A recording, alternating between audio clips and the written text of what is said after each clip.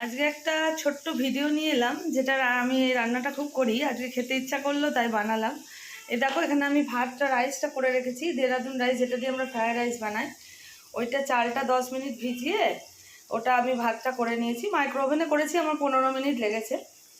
তারপরে কড়াইয়ের মধ্যে 1 চামচ ঘি, মটরশুঁটি, গোটা জিরে, কাঁচা লঙ্কা, এই হয়ে গেল।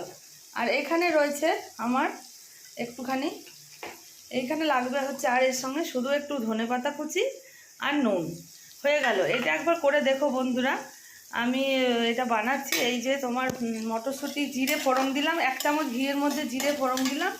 আর মটরশুঁটিগুলো আমি প্রিজার্ভ করে রেখে দিই।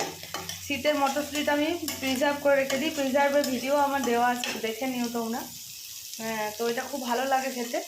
এবার আমি রাইস 1 চামচ ঘি দিয়েছি, বড় টেবিল স্পুনে 1 টেবিল স্পুন ঘি, আর কাঁচা লঙ্কা কুচি আর মটরশুঁটি।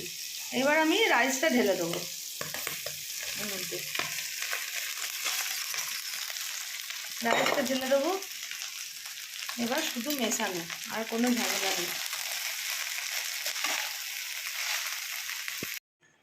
এই যে আমার মেশানো হয়ে গেছে, সুন্দরভাবে মিশে গেছে। দেখতেও যেমন সুন্দর, খেতেও অসাধারণ হয়। 1 চামচ ঘি, গোটা জিরে, কাঁচা লঙ্কা, ধনেপাতা আর মটরশুঁটি দিয়ে অসাধারণ রেসিপি পি জিরা রাইস করবে, করে খাবে, খেয়ে আমাকে বলবে। এর সঙ্গে চিলি চিকেন বা তোমার যে কোনো আলুর দম, যা খুশি তোমরা খেতে পারো, খুব সুন্দর লাগবে।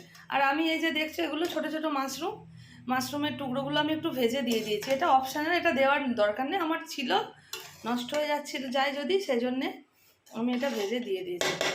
বাস, আরও অল্প নুন ছড়িয়ে দেবে, কোনো গোলমরিচ কিচ্ছু লাগবে না।